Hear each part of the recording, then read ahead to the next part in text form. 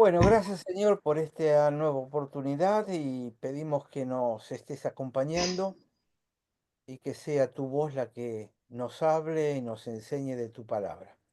Por eso nos ponemos en tus manos y te lo pedimos en el nombre de Jesús. Amén, Señor. Bueno, vamos a Segunda Samuel capítulo 8, que es lo que debemos empezar. Aquí hay una especie de paquetito que viene junto para poder entender qué es lo que vamos a ver, porque si no uno puede decir, bueno, este no aporta demasiado. Claro, hay capítulos de la Biblia que nos aportan mucho más. Aunque yo he descubierto que a veces esto que uno parece que no descubre nada, cuando aparece alguien que sabe en serio, viene y te señala cosas y te vuela la cabeza, ¿no? Pero el capítulo 8, 9 y 10, los tres capítulos, para mí, forman parte de una introducción al capítulo 11. Si se fijan, en el capítulo 11 es donde viene el tema de David y Betsabé. Pero eso ocurre justamente por la introducción que hace capítulo 8, 9 y 10.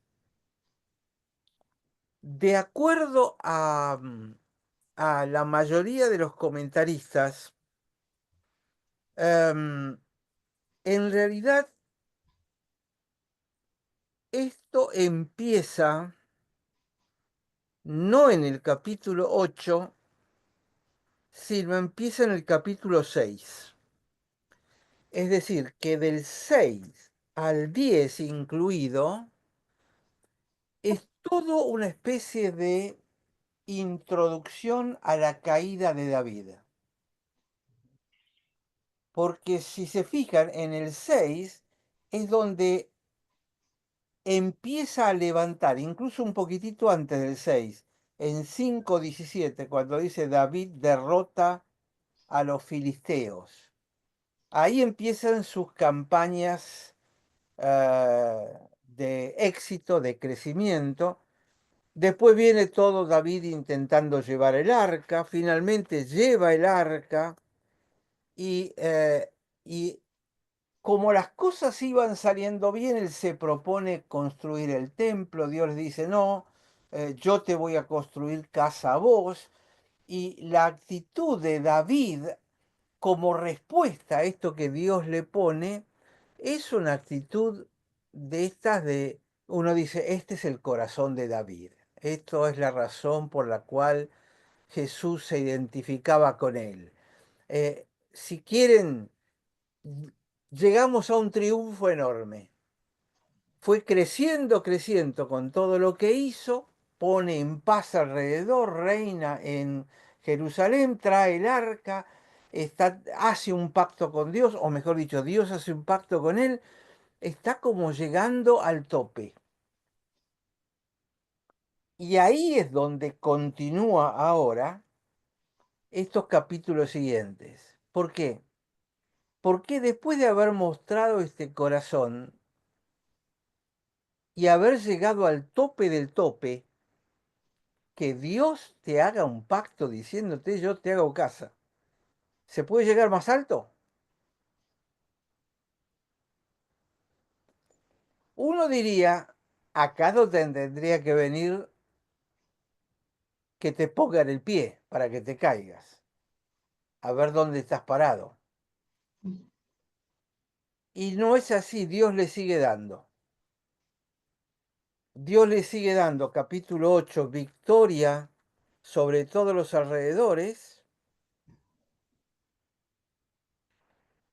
David sigue mostrando misericordia ahora, ya que no lo puede hacer con Dios, ¿con quién lo va a hacer? Con lo que sigue a Dios. ¿Quién es? Saúl, el ungido, y su familia, y va a empezar a aparecer Mefiboset. Y después de seguir mostrando todas estas cosas positivas, capítulo 10, derrota a los amonitas, a los sirios, es decir, triunfo total. Y cuando uno tiene tantas bendiciones y tanto triunfo total, es cuando te relajas. Y ahí viene la caída. Ahí aparece Betsabé. Betsabé sabía que ella vivía enfrente al palacio y se iba a bañar desnudita a la terraza. Tampoco me vengas con que era recontra inocente, ¿no? Y David, que sabía porque la había visto alguna vez, se iba a la terraza no en forma inocente. Es decir, ahí se junta que cuando estás en tus mejores momentos y estás en tus éxitos y estás en paz y en tranquilidad y todo te anda bien, cuidado porque el diablo anda como león rugiente buscando a quien devorar.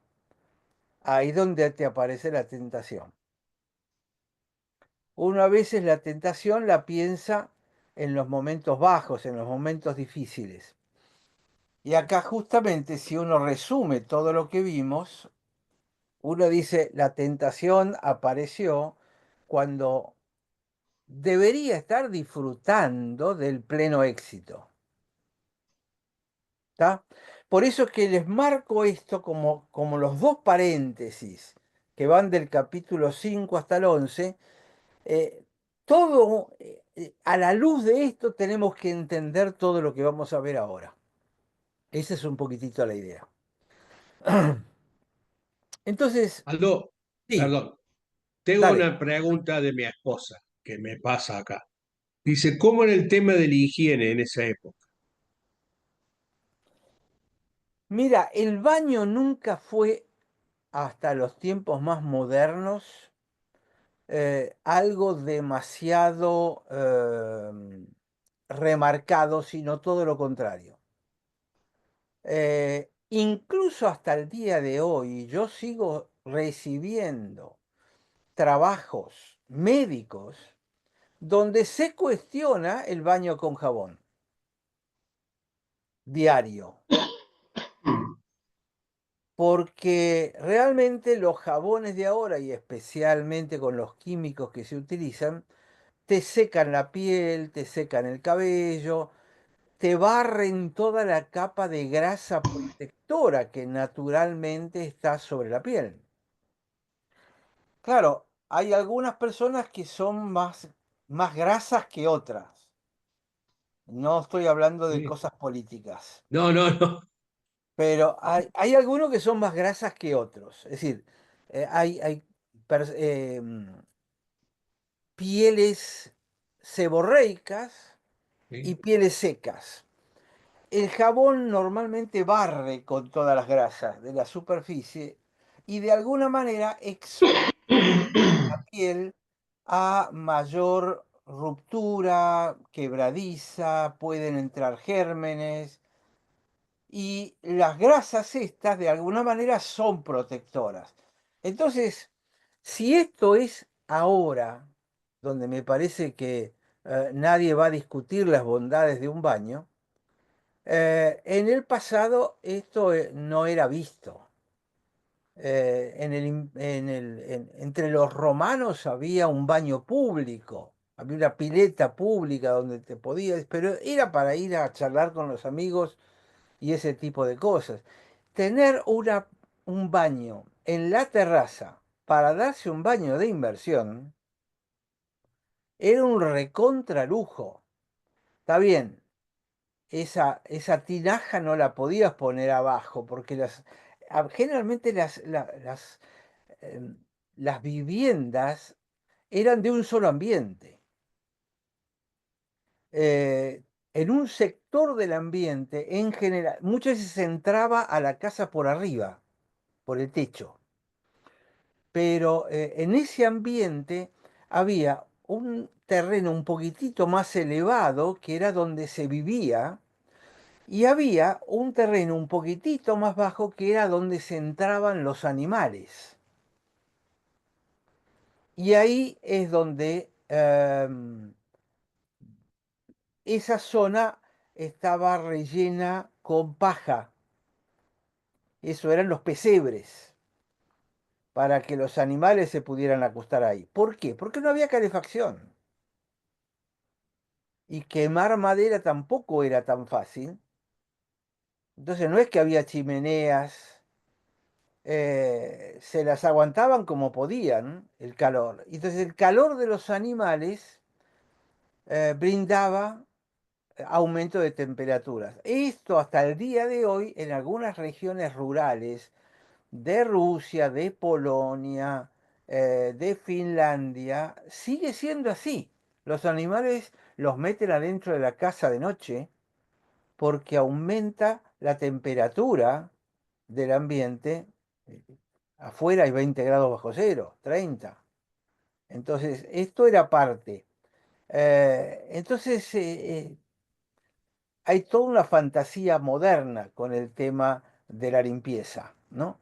Los baños cuando se daban eran baños rituales, baños de purificación. Dios tuvo que ordenarlos en la Biblia para que se bañaran alguna vez, porque habitualmente no lo hacían. En todo caso cruzaban un río o se metían en el río para lavarse, pero eso era todo. Entonces, no existía la ducha, por supuesto, y lo único que había era unos cántaros, que yo todavía me acuerdo a mi abuela con la palangana y la jarra, y no hace tanto tiempo. En aquellos entonces no había necesariamente una jarra, pero sí había un cántaro a donde se traía agua, y el agua había que traerla de un pozo. Entonces había que ir con el cántaro al pozo, extraer el agua, llenar el cántaro, traerlo hasta la casa. Y bueno, eso lo hacemos, pero para el agua para tomar, no me venga con que eso es para bañarse. ¿Está?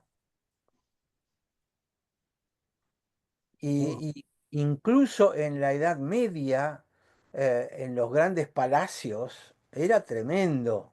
La- es decir, era típico que había...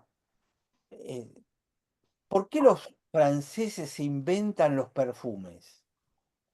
claro, Te pido por favor, Aldo, que no dé la explicación del polvito. Sí, sí, sí. No, no, no. Solamente esto. Era porque los olores eran muy fuertes porque no se bañaban. Literalmente. ah, Literalmente. Había una reina, no me acuerdo quién era, de Inglaterra, que dice que no se le acercaba a nadie que no estuviera nadie. obligado a acercarse, porque era imposible aguantar al lado de ella. Entonces, el tema de la limpieza era un tema muy serio.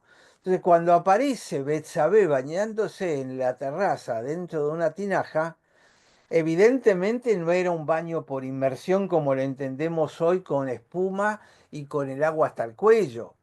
No, Debía ser una tinajita donde estaba a lo mejor sentada, pero estaba prácticamente desnuda. Habría 10 centímetros de agua.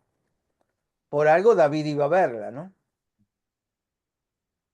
Y pienso también de que, digamos, no es casualidad de que estén viviendo ahí abajo del palacio. Yo creo que David estaba rodeado de todos sus soldados de los mejores por protección también. Entonces, como que ni siquiera sé si era propiedad de, ¿cómo es el esposo El de palacio. Urías? Sino que eran parte, o sea, era el lugar donde tenían asignado que vivieran. Y al irse todos a la guerra, quedó vacío todo eso y ella se sentía reina por su casa también. Porque capaz que hasta compartían la terraza con otro y ahí, bueno, habrán estado todas las mujeres solas. Sí, sí, sí. Para mí lo más importante es destacar que yo no creo que fuera demasiado inocentona no, no, la no, actitud de ella. no, era el rey, o sea, se bañaba delante del rey. Ah, ¿qué más podés pedir además? Claro. Recuerdo tener algunas discusiones con esta teoría, porque, va, teoría, yo también coincido que ella a lo mejor lo vio y dijo, bueno, ya voy a volver de nuevo, y él también, y demás, pero no es solo problema de David, Sí, sí, exacto. Así que bueno, entonces, dice así, después de esto aconteció que David derrotó a los filisteos y los sometió, y tomó David a Metegama de mano de los filisteos. Yo acá les preparé, voy a compartir esto.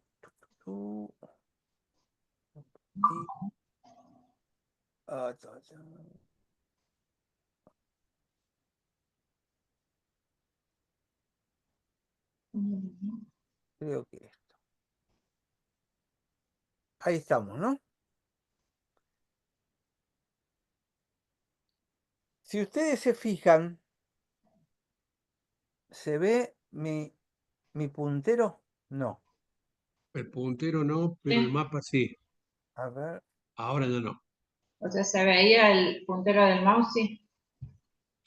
¿Ah, sí? Ah, Sí. Y si no, al costado tenés una herramienta que tenés para rayar si querés. a ver ahí. Como un lapicito, no sé si podés activarlo. Ahí se ve el puntero, sí. ¿Sí? Bueno. Sí, porque... Ah, acá arriba. Perfecto. Perfecto. Acá les voy a mostrar. Acá está, acá arriba, está el mar de Genesaret y aquí está el mar muerto, ¿no? Aquí Ahora está no se ve el Genesaret. puntero. ¿Se ve o no? ¿Estoy marcando? No, no, no se ve.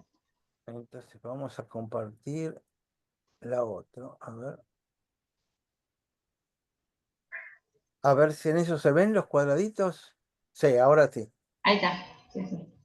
Sí, En- Acá están viendo a Jerusalén y les voy a marcar acá en rojo esta ciudad que está acá, que es Gat. ¿La ven? En Sí. rojo. Em, sí. ahí está. Está, fíjense dónde está Jerusalén, donde está Hebrón. Hebrón está acá, lo que estoy marcando. Y esta es la ciudad de Gat. Ahora, esta franja naranja que está acá sobre el Mediterráneo, Aldo, estás eh, tapando vos con tu imagen todo el mapa. O achicar la imagen y se ve. A ver. ah, Achicame el mapa un poquito y lo vemos más arriba. Ahí Ahí está. va, ahí está. Ahí se ve. ahí les marqué todo lo que hoy es la franja de Gaza. Sí, correcto. Todo esto era el territorio de los filisteos. Ahora, si ustedes ven a Gat ahí como, como ciudad, Gat pertenecía originalmente a Israel.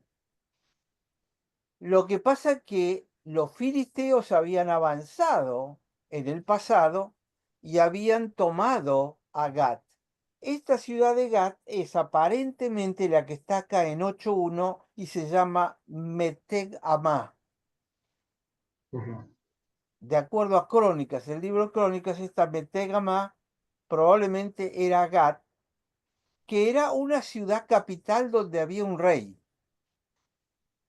de los filisteos, digamos que estaba de avanzada dentro del territorio, ah, territorio de los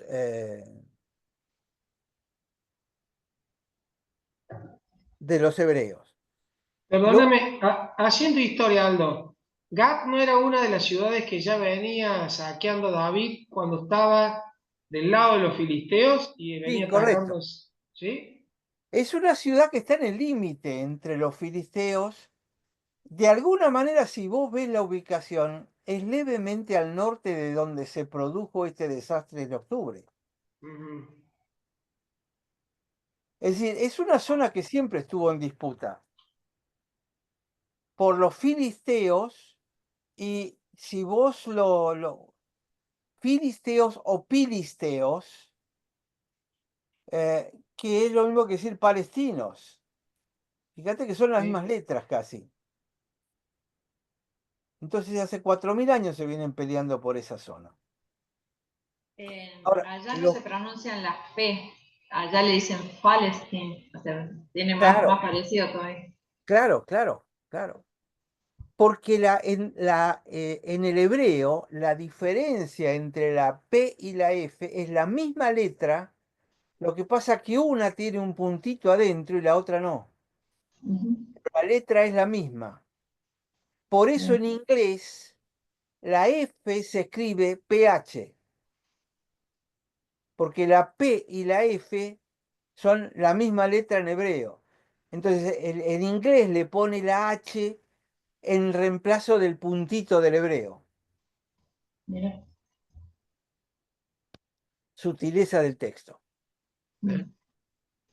Bueno, y después lo que les quiero mostrar es, a ver dónde se me fue el...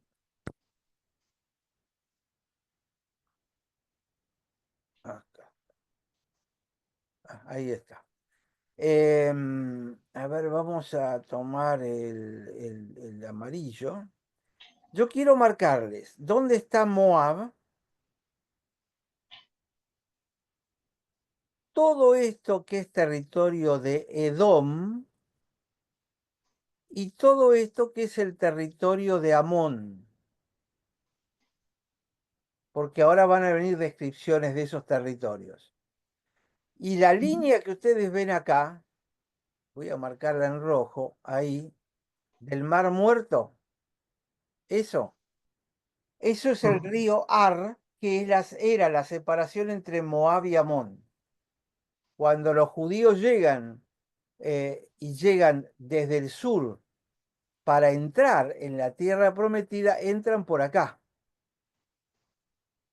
Entonces tienen que derrotar a los amonitas, que quedan reducidos a este amarillo que está acá, tienen que derrocarlo y toman todas sus tierras y toda esta tierra pasa a ser tierra de los hebreos, de Rubén y Gad como tribus, ¿no? Así que bueno, don't save, deja de compartir. Ahí está. Entonces, dice, tomó David a Metegama de mano de los filisteos. Además, fíjense con qué sencillez lo cuenta, ¿no? Una ciudad tan importante en litigio, y él las tomó, chau. El poder de David. Versículo 2.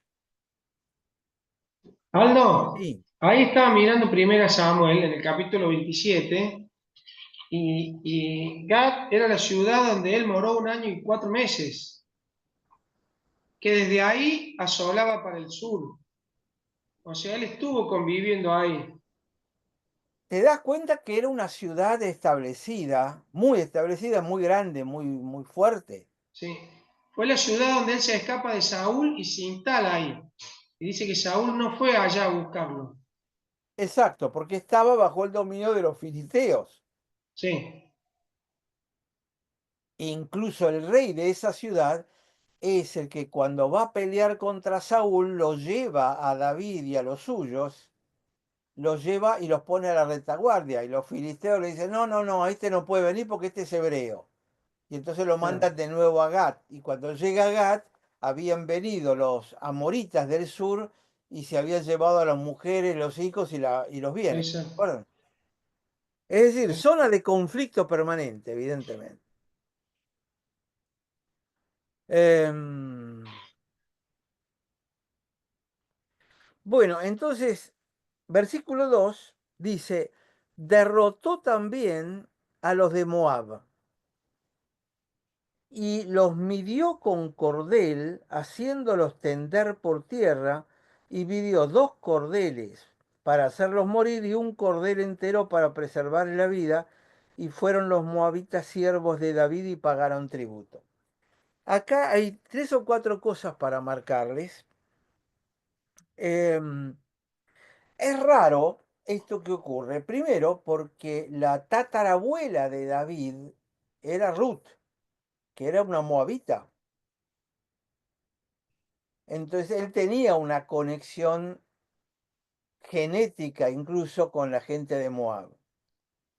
Y la otra que ocurrió está relatada en Primera Samuel 22, versículos 3 y 4, que dice, y se fue David de allí a Mizpá de Moab y le dijo al rey de Moab, yo te ruego que mi padre y mi madre estén con vosotros hasta que sepa lo que Dios hará de mí. Los trajo pues a la presencia del rey de Moab y habitaron con él todo el tiempo que David estuvo en el lugar fuerte. Esto aparece en Primera Samuel 22. Entonces, ¿qué pasó? Que ahora va y le hace la guerra a los de Moab.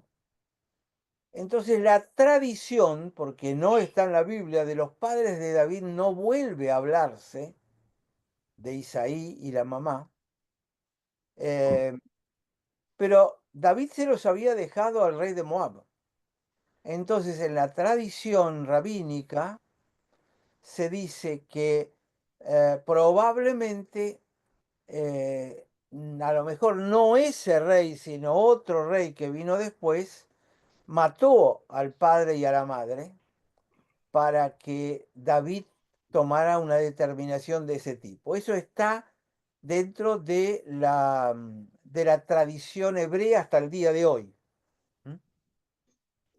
Entonces, o los han matado o maltratado, pero no se vuelve a hablar de los padres, así que no sabemos. eh, Aldo, ¿esa tradición viene de algún historiador como Flavio Josefo o es únicamente no, aparentemente una... es la tradición de los rabinos. Ah, Sí, sí, sí. Hasta el día de hoy, en casi toda la Midrash aparece, digamos, como posibilidad. No como certeza, pero sí como posibilidad. Es parte de la especulación. Y fíjense que tampoco destruye a toda la ciudad, sino que la pone sujeta a tributo. Ahora, cuando dice esto de que midió 2 cordeles y un cordel, la tradición dice que era esto: cuando agarran a los soldados de Moab, los hacen acostar en tierra. Em, Uno al lado del otro, en filas, acostados boca abajo. Entonces se tomaba un cordel y ese cordel iba de un extremo hasta el otro extremo. Se cruzaba, digamos, arriba de los cuerpos. Y después se dividía ese cordel en 3 partes iguales. ¿Qué hizo David? 2/3 partes de ese cordel, todos esos soldados los mató. Y a 1/3 le permitió vivir. Y a ese tercio los puso a rendir tributo. Es decir, al matar 2/3 de los soldados moabitas, les quitó todo el poder y la potencia que podían tener para ser enemigos. Pero ese es el significado del versículo 2. Eh, yo tuve que ir a buscarlo, porque no lo conocía. Si cuando lo leí me causó impresión, digo, ¿qué quiere decir esto? Em,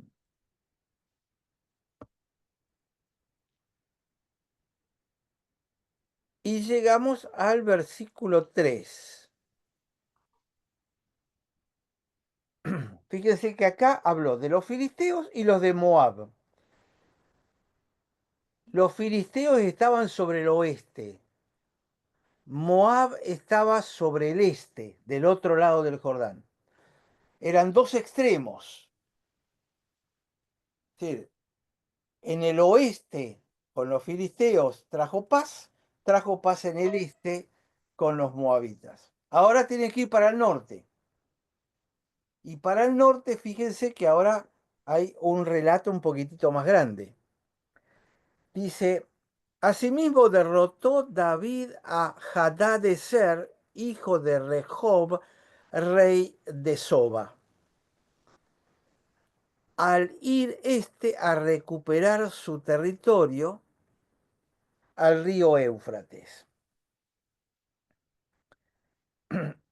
En el norte, Siria tenía dos reyes. Uno era el rey de Soba, y otro era el rey de Damasco.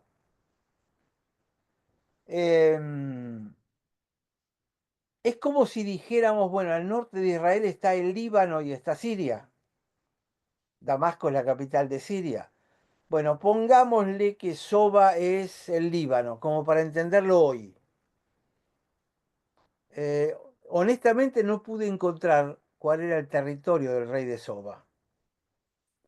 Sé que está ahí al norte y que forma parte de lo que se llamaba la Siria o la Siria actual. Entonces, em, se encontró el rey de Soba, este hombre, se encontró con David cuando iba en camino a capturar territorio en el río Éufrates.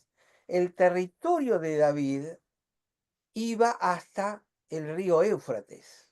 Estamos hablando de el actual Irak, del otro lado del desierto de Arabia Saudita, en el norte. ¿Por qué? Porque la promesa que Dios le dio a Abraham era que a la descendencia de él le iba a dar toda la tierra, desde el río de Egipto hasta el gran río, el río Éufrates. Em, y al norte también estaba Siria, que estaba con dos grupos de capitales, una en Soba, otra en Damasco. Las dos se unieron para protegerse del poder de David. Pero David extendió sus fronteras hasta el Éufrates, se fue hacia el norte y venció a los reyes de esta Siria ampliada, de todo el norte, donde hoy está actuando Hezbolá, para que nos ubiquemos, los altos del Golán. Todo eso que es Siria hoy es parte de lo que conquistó en aquel momento. Y tomó David de ellos 1700 hombres de a caballo y 20.000 hombres de a pie, y desjarretó David los caballos de todos los carros, pero dejó suficientes para 100 carros. Es decir, carros había mucho, pero es como que les cortó el pie o les cortó el tendón de Aquiles a los caballos para que, claro, esos soldados no tuvieran caballos con los cuales pelear contra David, porque eran armas de guerra. Es como hoy serían los tanques, digamos.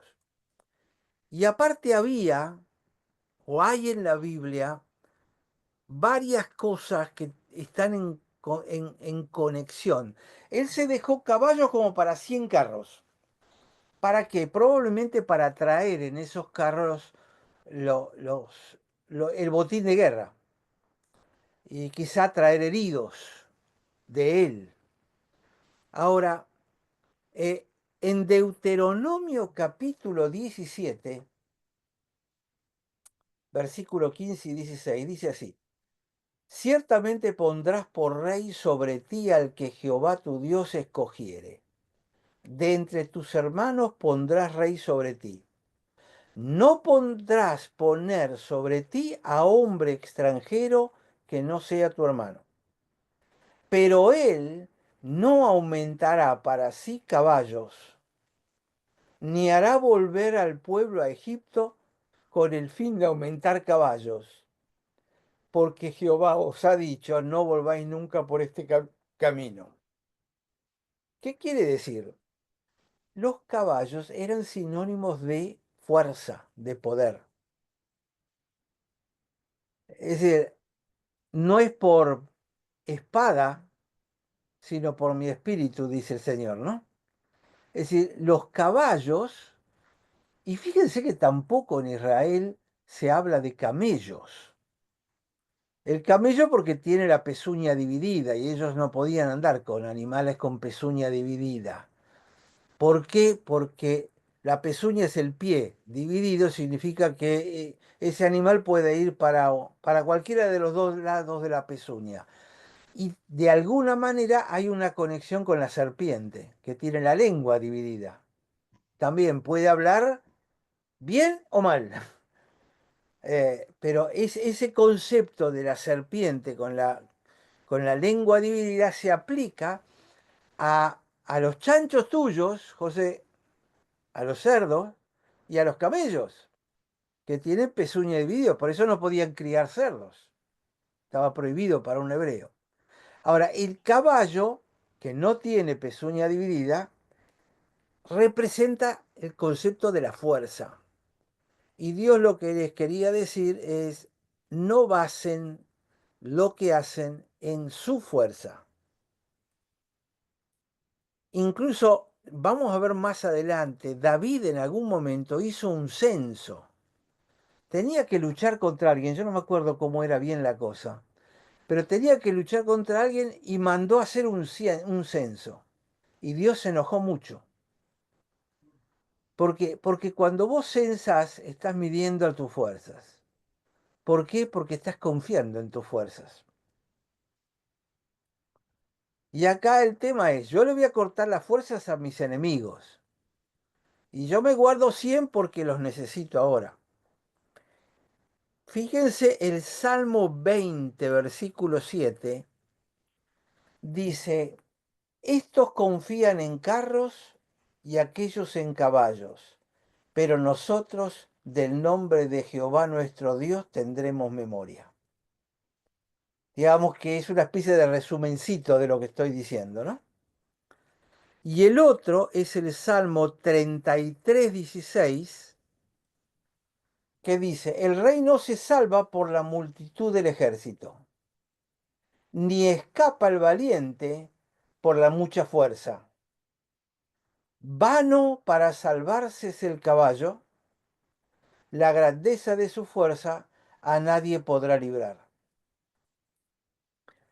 Acuérdense que en hebreo la poesía no está basada en cómo suenan las palabras, sino en conceptos que se complementan o se oponen.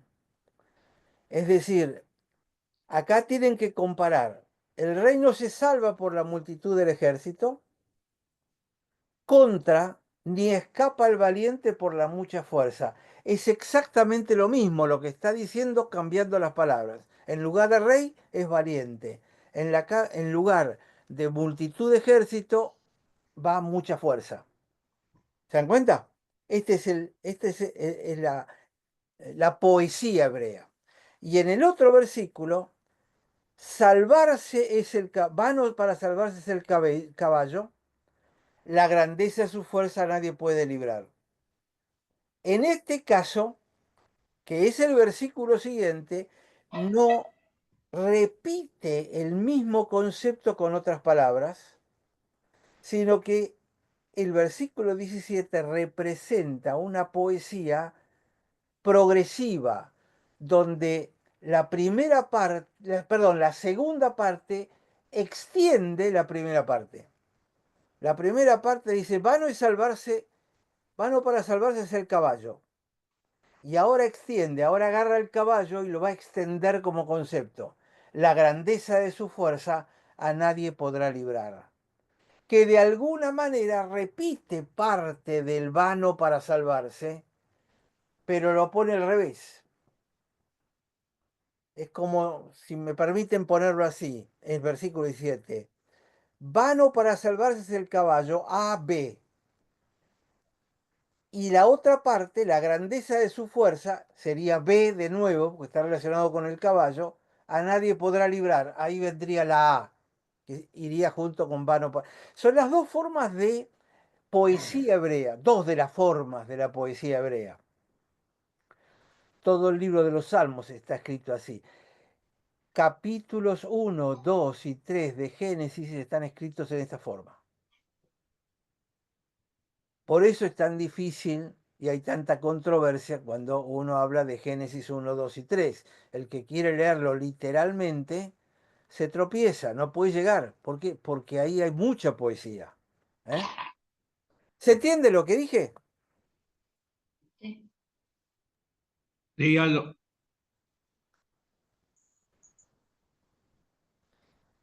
Bueno, entonces descarretó los caballos, pero dejó suficientes para 100 carros. Y vinieron los sirios de Damasco para dar ayuda a Hadadezer, rey de Soba. Y David hirió de los sirios a 22.000 hombres. Puso luego David guarnición en Siria de Damasco, y los sirios fueron hechos siervos de David, sujetos a tributo.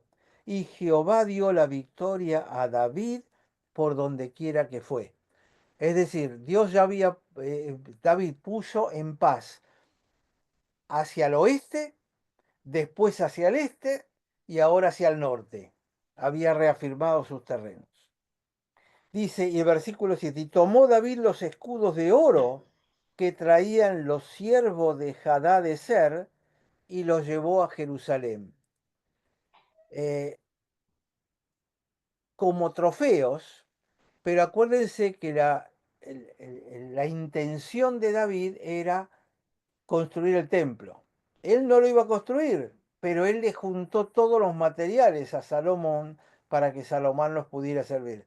Entonces, esos escudos fueron a parar al templo en un depósito para después ser utilizados como oro al construir el templo de Salomón.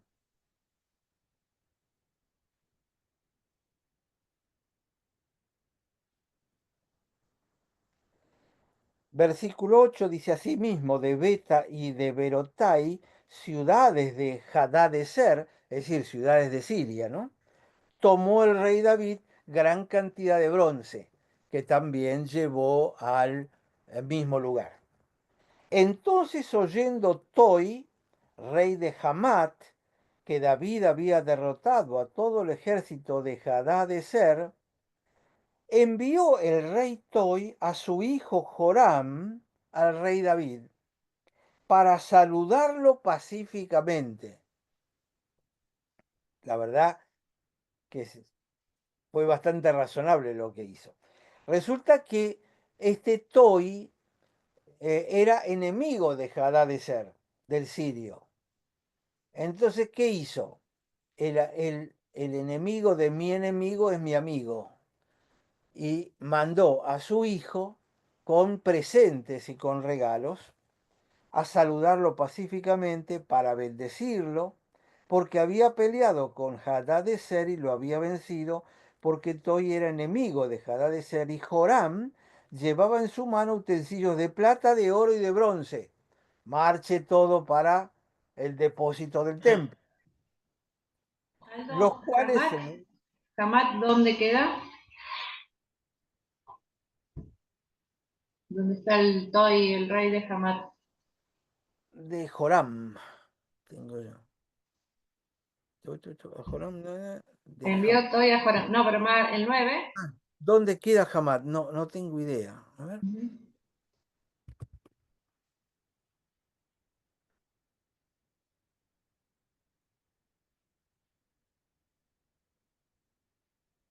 Acá está. Hamat es una villa en Líbano. Eh, es la casa de un histórico. Espera.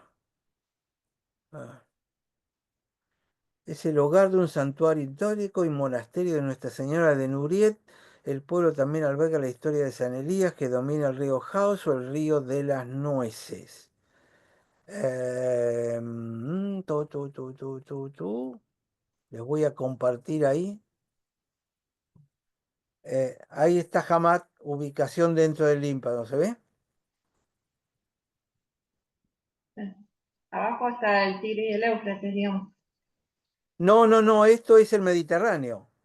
Ah, está. Esto es el Mediterráneo. Eh, esta es la bandera del Líbano. No, Entonces esto es la sigue siendo al bandera. norte. Sí, sí, sí, sí. Acá este territorio que estoy marcando ahora, es Sí. Siria. Es Ujú. Siria, acá. Siria, Líbano, acá es donde está en este momento bombardeando Israel, y esto ya sería el norte de Israel. ¿Y eso que son ríos? Yo no alcanzo a ver desde acá. Eso. Acá, acá hay algunos ríos en el Líbano. Fíjense, acá, esto, al achicar un poco la imagen, acá abajo de todo, ¿lo ven? Donde Sí, estoy. Sí. Ese es el mar de Genesaret. de Galilea. Ujú. ¿Eh? El mar de Galilea, sí, sí, El mar de correcto. Galilea. El Fíjate que monte Hermón está por esa zona. el Monte Hermón está acá. El Monte Hermón está todo ahí. Por eso los cedros del Líbano, que están sobre el lado del Mediterráneo del Monte Hermón. Y Ujú. ahí es donde está esta ciudad de Hamat. ¿Mm?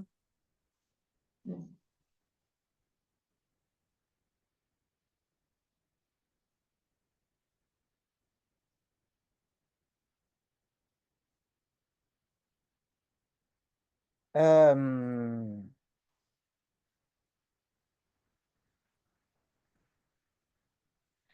bueno, versículo 11, los cuales el rey David dedicó a Jehová con la plata y el oro que había dedicado de todas las naciones que había sometido, de los sirios, de los moabitas, de los amonitas, de los filisteos, de los amalecitas y del botín de Hadadezer, hijo de Rehob, rey de Soba. Así ganó David fama cuando regresaba de derrotar a los sirios, destrozó a 18.000 edomitas en el Valle de la Sal. ¿Se acuerdan que Edom estaba sobre el este, del otro lado del río Jordán, lo que hoy es Jordania? Digamos, al costado del Mar Muerto estaba Moab y arriba estaba Amón y Siria está más arriba. Entonces Siria, Amón y Moab. Entonces a la vuelta derrota a los de Edom. Y puso guarnición en Edom, por todo Edom puso guarnición, y todos los edomitas fueron siervos de David. ¿Por qué puso guarnición en Edom y no en los otros lugares? Porque Edom limitaba con Rubén, con toda la tribu de Rubén, que tenía su territorio del otro lado del Jordán. Entonces, que no se le vengan. Ah, Y puso quedó en la guarnición. frontera. Exactamente, era una frontera importante. Edom Entonces, viene de Saúl, ¿no? de Esaú, exactamente. Exacto. Y termina el versículo 14, y Jehová dio la victoria a David por donde quiera que fue. Es decir, fíjense que derrotó a todos alrededor. David fue el rey que más territorio poseyó en toda la historia de Israel. Nunca hubo otro gobierno, otro rey que tuviera la extensión de dominios que tuvo el rey David. Era desde el Éufrates realmente por todos lados. Y acá viene en el final del capítulo 8 algo que me parece interesante para poder marcar. Eh, Todas las naciones de alrededor eran todas paganas. Y por supuesto eran hostiles a Dios, que era que tenía un solo Dios. Em, Ahora, fíjense que David no los trató como hostiles. Em, no los trató como enemigos de Dios. Los conquistó, les hizo pagar tributo y de alguna manera puede tener cierta aplicación entre nosotros para no considerar a los que piensan diferente que nosotros como enemigos, necesariamente. Em, Segundo, a mí me parece que es muy importante que acá en el versículo 28, perdón, en el versículo 14, dice, y Jehová le dio la victoria a David por donde quiera que fue. 15, y reinó David sobre todo Israel, y David administraba justicia y equidad a todo su pueblo.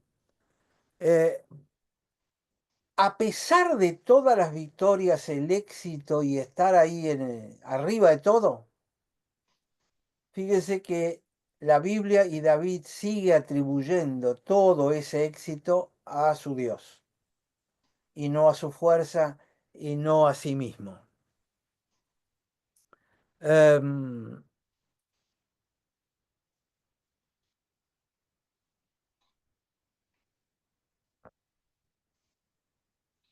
y del versículo 15 al 18, vamos a leerlo todo junto, reinó David sobre todo Israel, David administraba justicia y equidad a todo su pueblo, Joab, hijo de Sarabia, era general de su ejército, Josafat, hijo de Ahilud, era cronista, Sadoc, hijo de Ahitob, y Ahimelech, hijo de Abiatar, eran sacerdotes, Seraías era escriba, Benaía, hijo de Joiada, estaba sobre los cereteos y peleteos, y los hijos de David eran los príncipes. ¿Qué quiere decir esto? Primero, esto es aplicable al liderazgo de David. David no reinaba solo. Él tenía un equipo y cada uno en ese equipo tenía una tarea específica. Y él les daba lugar a todos estos a que cumplieran su función. David no trató de él colocarse en la posición de esta gente. Me parece que es un buen argumento para compartir, José, cuando le das liderazgo a tus jóvenes, ¿no? Sí. Cómo David armó un equipo y respetó el lugar y la responsabilidad de cada uno de ellos. Y en el primer versículo dice, él cumplió con la tarea fundamental de un gobierno, proveer justicia y equidad.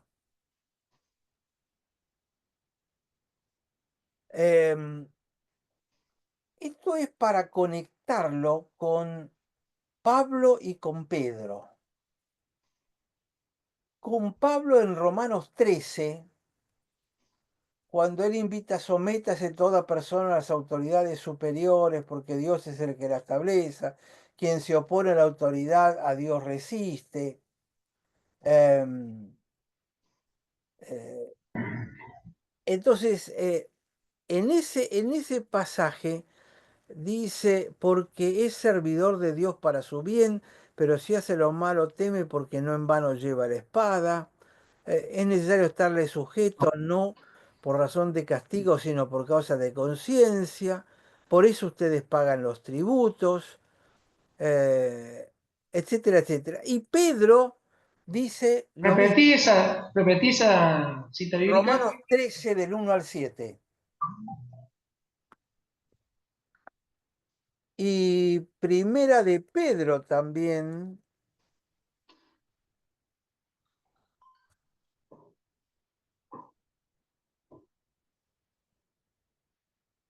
2:13, dice, por causa del Señor someteos a toda institución humana, al rey, a los gobernadores, bla, bla, bla, bla, bla. Tanto Pedro como Pablo hablan de esto y fue una marca, digamos, del reinado de David. Justicia y equidad. Y es muy interesante, es el versículo 15, 8:15, porque utilizó, dice, reinó David por sobre todo Israel y administró David ejerciendo, ejecutando juicios y justicia a toda su gente. Juicios y justicia son dos palabras que están totalmente emparentadas. Mishpat y tzadek. Mishpat es juicios y tzadek es justicia. Es decir, justicia sería la aplicación de la norma, la línea recta, el tzadek. ¿Se acuerdan de eso? Pero el mishpat es la aplicación de la regla para medir qué tanto te desviaste de la línea recta. Es decir, esto es una regla, esto que tengo acá. Esto vendría a Parece ser el sable de Star Wars. ¿el qué? Parece el sable de Star Wars, como brilla. Ah, no, es de Tierra Santa, este es. Es esto lo fabricaban en Singapur y, y tiene una barra acá en el medio, lo transparente, que cuando lo pones arriba de un libro te agranda la letra.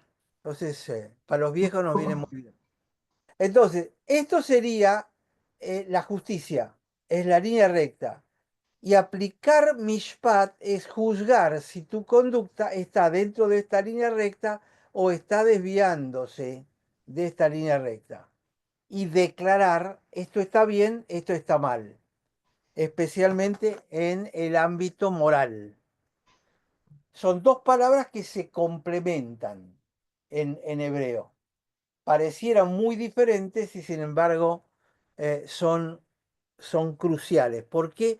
Porque incluso a Dios se lo describe como el Tzadek.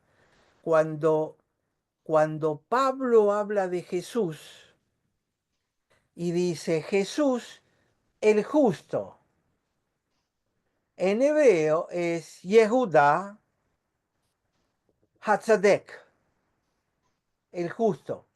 Es decir, Pablo está pensando en hebreo cuando escribe esto. El justo, ¿qué significa? El que lo juzgás, le haces el mishpat y no vas a encontrar desviaciones, porque él es el justo.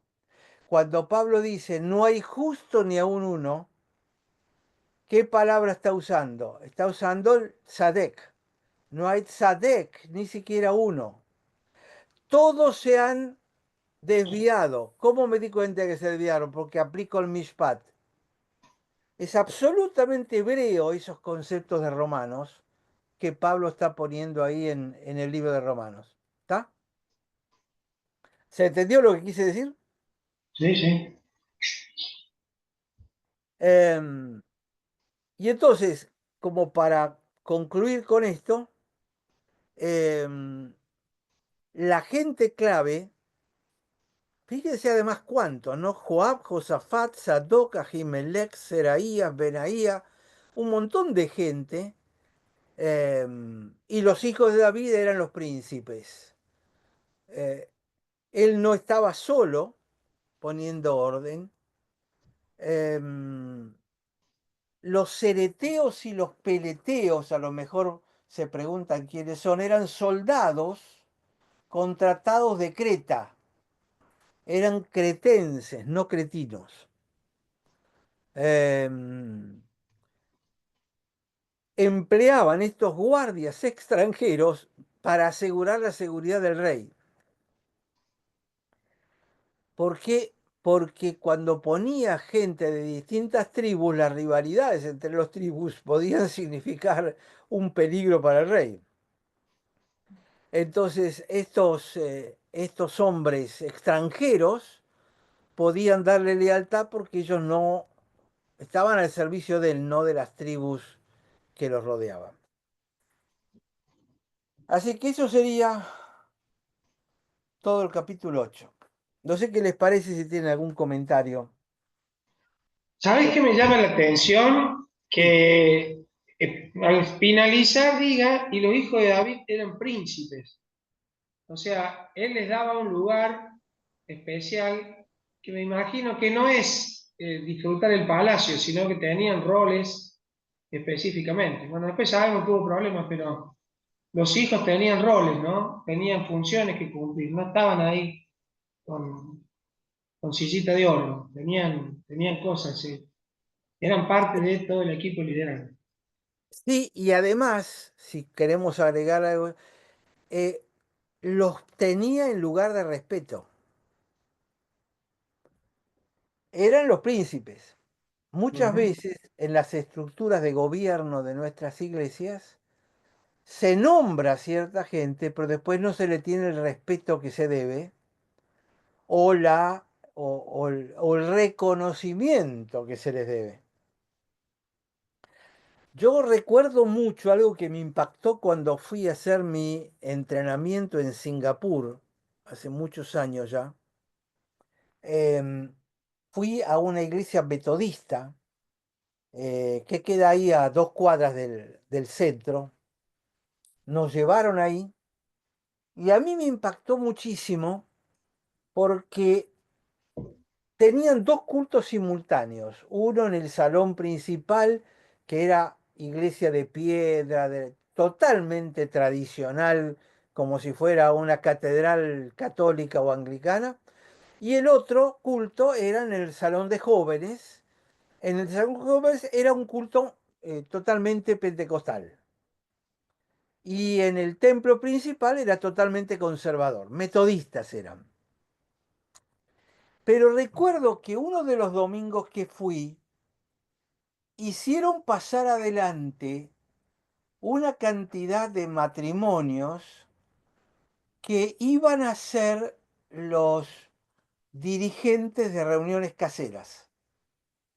Iban a establecer reuniones caseras. Y estos matrimonios que llamaron adelante, y adelante significa, como en la Iglesia Católica, había una baranda donde el católico generalmente no puede pasar de allí y en ese lugar se arrodilla para recibir la comunión. Bueno, esta iglesia metodista también tenía esta balustrada ahí adelante. Entonces hicieron pasar a estos matrimonios que se iban a encargar, los pusieron, los hicieron darse vuelta mirando a la congregación, a todos ellos, y le dicen a la congregación, estos van a ser sus líderes en las reuniones caseras que van a realizar en sus casas. Se los presentaron a la congregación.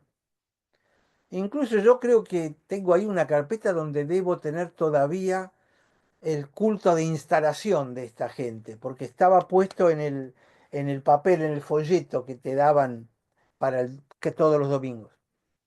Y después que se los presentaron a la congregación sentada, esta gente parada adelante mirando hacia la congregación, los hicieron darse vuelta, los hicieron arrodillarse en la balustrada, hicieron parar a la congregación, que ya sabían quiénes eran, y los pastores y los ancianos de la iglesia se distribuyeron adelante, impusieron manos, es decir, que otorgaron autoridad y oraron por ellos, instalándolos como directores de reuniones caseras. De la misma manera que se ordena un pastor en un presbiterio, ¿no? Se arrodilla, se pone las manos, se ora por él. Hicieron lo mismo para instalarlos como líderes de reuniones caseras. A mí me impactó mucho porque no es solamente dar autoridad, sino delegar autoridad y reafirmarlo de esta manera. Por supuesto, esta gente ahora es responsable frente a la gente, a los ancianos y frente a Dios. Pero les soy honesto, en mis muchos años ya en el mundo evangélico, en la Argentina, jamás lo vi.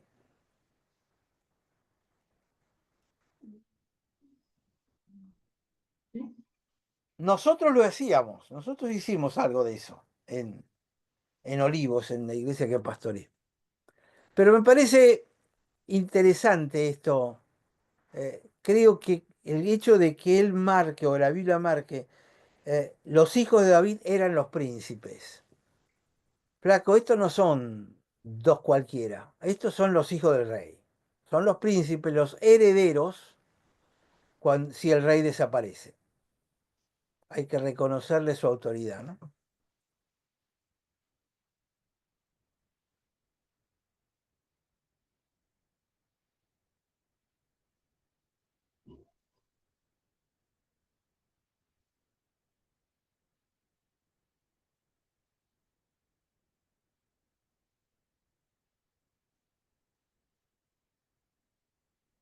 Como es la hora, yo no, sí, no sé si tienen algún comentario, alguna cosa que podamos reflexionar que se haya pasado.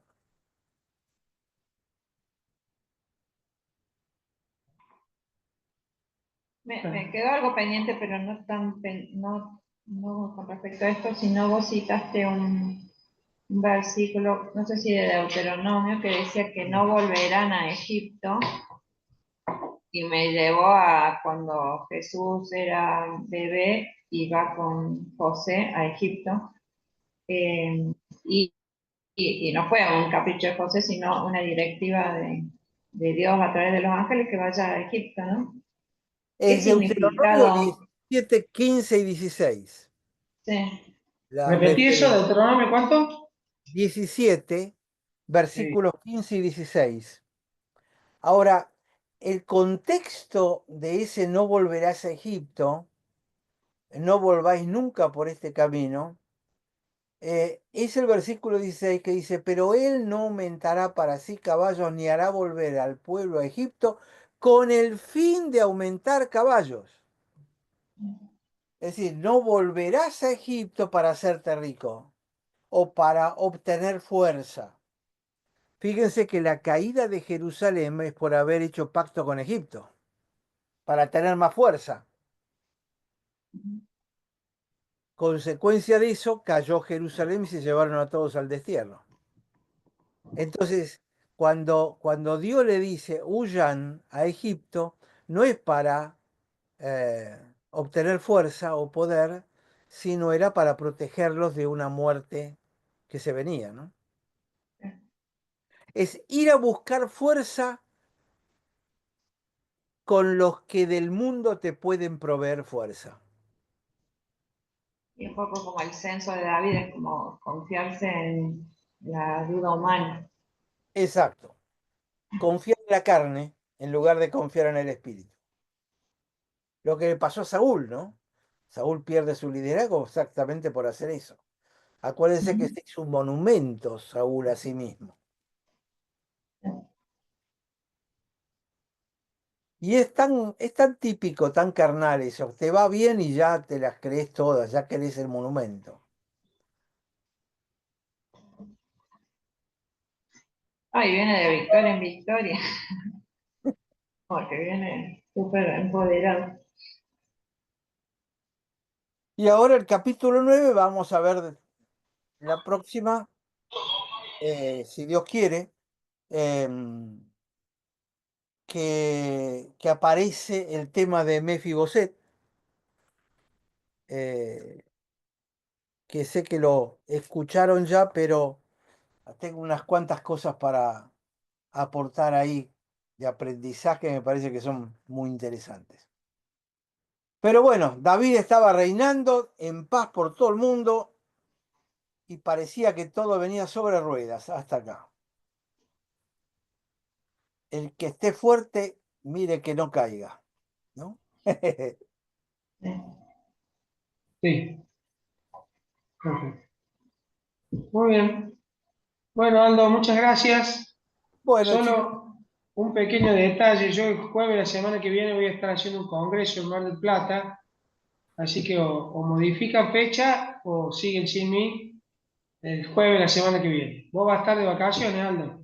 mira, yo diría de cancelarlo para el otro jueves directamente. ¿Podemos cortar la grabación? Exacto. Eh,